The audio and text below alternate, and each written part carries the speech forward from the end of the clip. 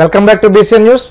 రాష్ట్రంలో కళ్యాణదుర్గం నియోజకవర్గం మద్యం మాఫియాకు అడ్డాగా మారిందని మాజీ ఎంపీ తలైర రంగయ్య మండిపడ్డారు. తాడేపల్లి వైసీపీ కేంద్ర కార్యాలయంలో మీడియాతో మాట్లాడుతూ స్థానిక టీడీపీ ఎమ్మెల్యే కొనసాగంలోనే ఈ మద్యం ముఠా పెద్ద ఎత్తున దందా నిర్వహిస్తుందని ఆగ్రహం వ్యక్తం చేశారు.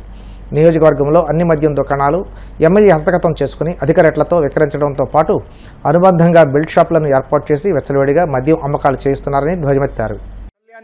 కళ్యాణి వైన్స్ అని ఉంటుంది. అంటే ఎనిమిది మీద మీరు జూమ్ చేసి కూడా చూడొచ్చు. ఒక్కొక్క మండలంలో ఒక్కొక్కటి తీసుకుని వచ్చాను ఎలా ఉన్నాయనేది. అన్నిటికీ కూడా కళ్యాణి వైన్స్ ఉంటుంది. కంబదూరు కావచ్చు, సెట్టూరు కావచ్చు, బ్రహ్మసముద్రం కావచ్చు, అలాగే కుందుర్పి కావచ్చు, కళ్యాణదుర్గం కావచ్చు, బ్రహ్మసముద్రం కూడా ఏ రోడ్లలో పెట్టారో మండలాల్లో, మండల కేంద్రాల్లో ఏ రోడ్లు ఉన్నాయి. బ్రహ్మసముద్రంలో మాత్రం పెద్ద విలేజ్ అని చెప్పేసి వేపులపర్తిలో పెట్టారు, పోలేపల్లి రోడ్లో. అన్నిటికి కూడా కళ్యాణి వైన్స్ అని ఉంటుంది. పారదర్శకంగా మీరు టెండర్ ద్వారా కేటాయించినప్పుడు అన్ని కలిసి ఒకరికి ఎట్లా వస్తాయి? ఇదంతా జరుగుతూ ఉంటే మొత్తం కళ్యాణదుర్గంలో ఉండే నియోజకవర్గం మొత్తం మీద కబ్జా చేసి వైన్ షాపుల్ని, వేరే పదం వాడడానికే లేదు, కబ్జా చేసి వైన్ షాపులకు అన్నిటి కూడా కళ్యాణి వైన్స్ అని పెడుతూ ఉంటే రాష్ట్రంలో ఉండే ఎక్సైజ్ శాఖ మంత్రి గాని, లేదా ఎక్సైజ్ శాఖకు సంబంధించిన సెక్రటరీ గాని, కమిషనర్ గారు గాని, లేదా జిల్లా అధికారులు గాని ఏం చేస్తున్నారు? ఇది నా మొదటి ప్రశ్న. రెండోది ఏంటంటే, ఎక్కడైనా కూడా ప్రజాస్వామ్యంలో ప్రశ్నిస్తేనే ప్రజాస్వామ్యానికి బలం వచ్చేది. ప్రశ్నించలేకపోతే, నోరు నొక్కేస్తే, వాయిస్లెస్ అయితే ఇంకా దానికంత దరిద్రం ఇంకోటి ఉండదు. మొదటిసారి దినేష్ అనే వ్యక్తికి కళ్యాణదుర్గంలో ఒక హోటల్ నడుపుకునే వ్యక్తి అతను. దినేష్ అనే వ్యక్తికి లాటరీ తగిలితే దాన్ని ఎమ్మెల్యే మనుషులు వచ్చేసి తీసేసుకున్నారు. అక్కడ క్లియర్ గా వీడియోల్లో వాట్సాప్ లో వచ్చాయి, ఎమ్మెల్యే డౌన్ దినేష్ కి షాప్ కేటాయించాలి అని.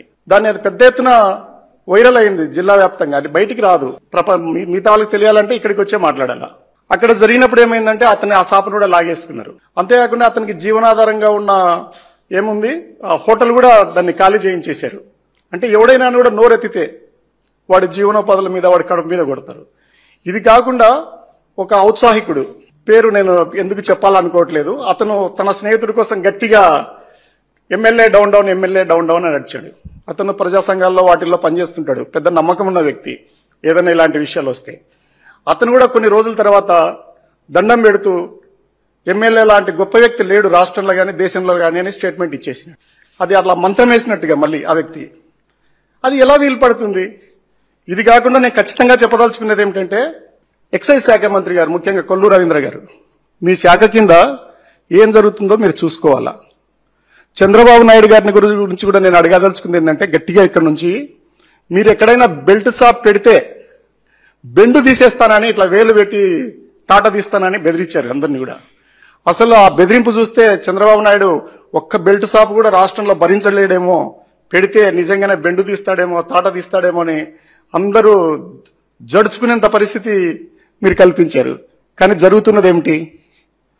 కళ్యాణదుర్గం నియోజకవర్గంలో దాదాపు 300 పైన బెల్ట్ షాపులు నడుస్తున్నాయి ఒక్క నియోజకవర్గంలో.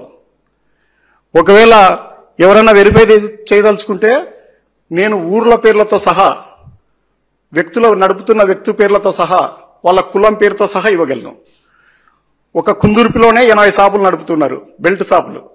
అంటే కిరాణా షాపు కావచ్చు, సోడా షాపు కావచ్చు, టీ అంకు కావచ్చు, బంగడి కావచ్చు, వాళ్ళకి అలాట్ చేసి ఉన్నారు. కంబదూరులో 46 నడుస్తున్నాయి. కళ్యాణదుర్గం రూరల్లోనే 80 ఉన్నాయి. అట్లాగే సెట్టూరులో 40 ఉన్నాయి. బ్రహ్మసముద్రాన్ని కూడా 40కి తక్కువ లేవు. మున్సిపాలిటీలో కూడా అంతే. మున్సిపాలిటీ కాకుండా చూస్తేనే 296 వచ్చినాయి లెక్క, పేర్లతో సహా తెచ్చాను. ఎవరన్నా వెళ్ళి చూడాలనుకుంటే ఎక్సైజ్ మినిస్టర్ గానీ, లేదా ఎక్సైజ్ సెక్రటరీ గానీ ఏ ఊర్లలో నేను ఏమేమి చెప్తున్నానో, బెల్ట్ షాపులు పెడుతున్నవన్నీ కూడా నేను పేర్లతో సహా తెచ్చి పెడుతున్నా మీ ముందు. ఇవన్నీ కూడా ఎలా వీటికి వస్తాయి? నేను చెప్పదలుచుకున్నది ఏంటంటే, ఒక మద్యం మీదనే పేదలు, అది చాలా మంది వీళ్ళే చెప్పారు. ముఖ్యమంత్రి గారు ఏం చెప్పారు? బహుశా భారతదేశానికి స్వాతంత్రం వచ్చినప్పటి నుంచి కూడా ఏ ముఖ్యమంత్రి కూడా రికార్డెడ్ గా ఈ మాట చెప్పినోడు లేడు.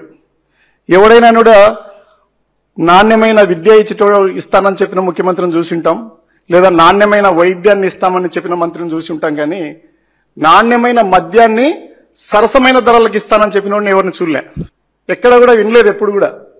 ఈ దేశము ఎవరు తెస్తే వచ్చింది? ఇది గాంధీ మహాత్ముడు గారు నాయకత్వం వహిస్తే వచ్చింది. గాంధీ మహాత్ముడి గారి ప్రధానమైన సిద్ధాంతం ఏంటి? మద్యపాన నిషేధం, సంపూర్ణ మద్యపాన నిషేధం. అది కూడా అలాంటిది ఇప్పుడు ఇదే ముఖ్యమంత్రి గారు నెల్లూరులోను దూబగుంటలోను ఆయన మర్చిపోయినట్టున్నాడు. సంపూర్ణ మద్యపాన నిషేధం ఉద్యమం తీసుకొచ్చి ఒకసారి ముఖ్యమంత్రి అయినాడు. ఆ పరిస్థితి నుంచి ఈ రోజు మద్యము వేరులై పారేటట్టు చేస్తున్నారు. నేను నిజం చెప్తున్నాను, వీళ్ళు మంచినీళ్ళు ఇవ్వలేకపోతున్నారు. గత 100 రోజుల నుంచి తాగే నీళ్లు. మౌలిక వసతుల కల్పనకు గ్రామాల అభివృద్ధికి కూటమి ప్రభుత్వం కృషి చేస్తుందని ఉంగుటూరు ఎమ్మెల్యే పచ్చమట్ల ధర్మరాజు అన్నారు.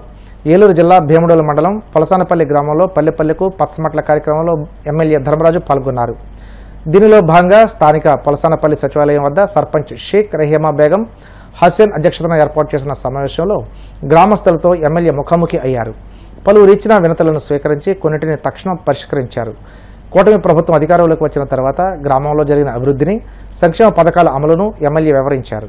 అవసరమైన ప్రతిదాన్ని కూడా ఈ రోజు 4 సంవత్సరాల్లో కూడా ఒక విజన్ ద్వారా, అంటే మీ ద్వారా చాలా మంది అక్కడ ఏదైనా సమస్యలు ఉంటే గ్రామంలో, అంటే చాలా మటుకు అన్ని సమస్యలు చెప్పారు. వీటిలన్నింటినీ కూడా ఒక ప్రయారిటీ ప్రకారం మన అధికారులందరూ, ఎందుకంటే అధికారులందరూ కూడా ఇక్కడే ఉన్నారు, మీరు సమస్యలన్నింటినీ కూడా నోట్ చేసుకున్నారు కాబట్టి వాటిలన్నింటినీ కూడా తీర్చేయాల్సిన బాధ్యత ప్రజాప్రతినిధులుగా మాకు, మీ అధికారులకు కూడా ఉంది. మీరందరూ కూడా వీటిని నోట్ చేసుకుని దాన్ని మనం ఒక ప్రణాళికలో ఎప్పటికల్లా చేయగలమని కూడా మనం వీరికి గ్రామస్తులందరికీ కూడా చెప్పాలి.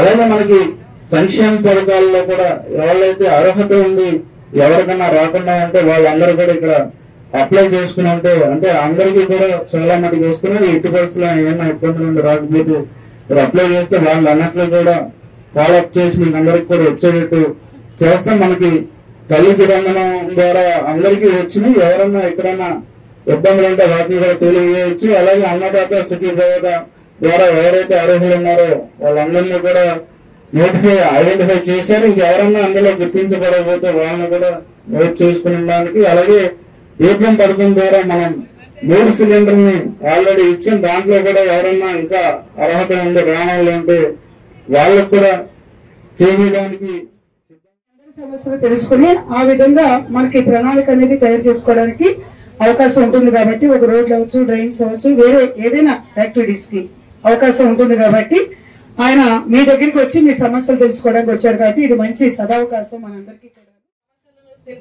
చెప్పడానికి.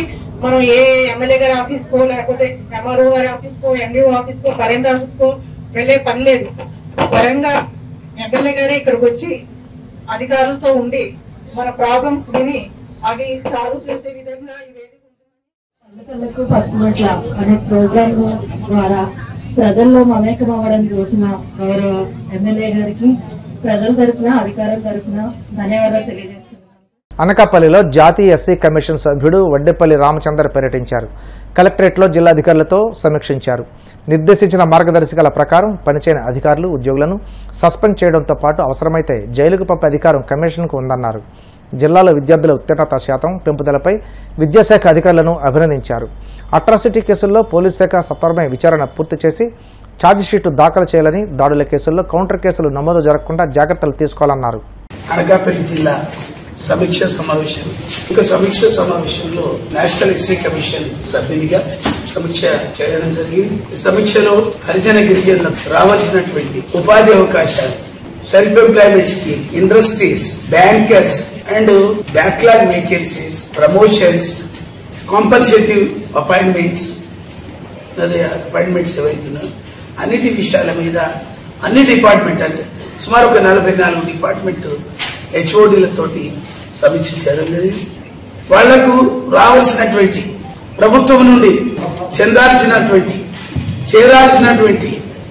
పథకాలు సక్రమంగా అమలు జరుగుతున్నాయా లేదా అనే దాని మీద సమీక్ష చేయడం జరిగింది.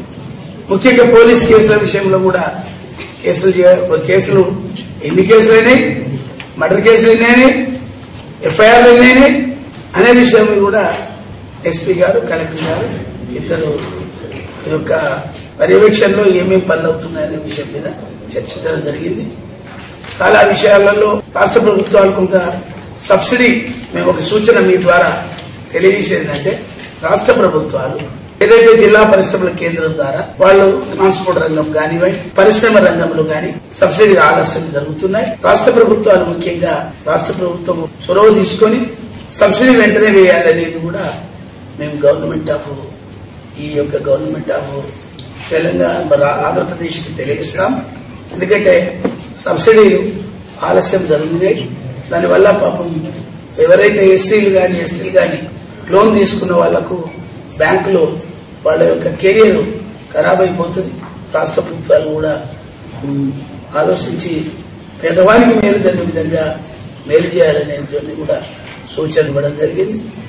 రెండవది ప్రధానమంత్రి ఆవాస్ యోజన, ప్రధానమంత్రి ఎంప్లాయ్మెంట్ జనరేట్ ప్రోగ్రామ్, ఎంఎస్ఎంఈలు వాళ్ళకు కూడా బ్యాంకర్స్ కు 80% పూచికత్తు లేని రుణాలను 5 కోట్ల వరకు ఇవ్వాలనేది కూడా బ్యాంకర్స్ తోటి మీటింగ్ చేయడం జరిగింది. ఎల్డీఎం గారు ఏంటంటే జిల్లా పర్యవేక్షణ చేస్తుంటాడు, ఆయన కూడా సూచనలు ఇచ్చాం. 5 కోట్ల వరకు టిఎస్ఎంఈ అనేది ఒక సంస్థ ఉంది. ఆ సంస్థ భారత ప్రభుత్వం నిర్మాణం చేసింది. అది 80% వరకు లోన్లు ఇచ్చేటువంటి ఈ బ్యాంకుకు ప్రాబ్లం లేదు. స్వేచ్ఛగా మాననీయ ప్రధానమంత్రి నరేంద్ర మోదీ గారు ఈ యొక్క పథకాన్ని ప్రవేశపెట్టాడు. వార్తలు ముగించే ముందు ముఖ్యాంశాలు మరోసారి.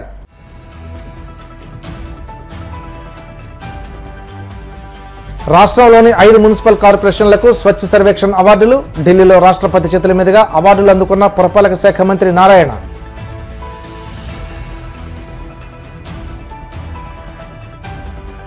ప్రపంచంలోని అతిపెద్ద కంపెనీలు అమరావతి క్వాంటమ్ వ్యాలీకి క్యూ కడుతున్నాయి. AP biodiversity chairman Neelayapalem Vijay Kumar వెల్లడి.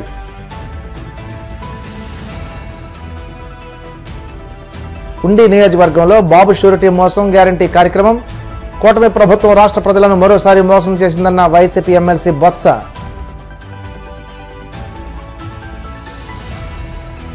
కళ్యాణదుర్గం కేంద్రంగా లిక్కర్ మాఫియా పెద్ద ఎత్తున దందా నిర్వహిస్తుంది.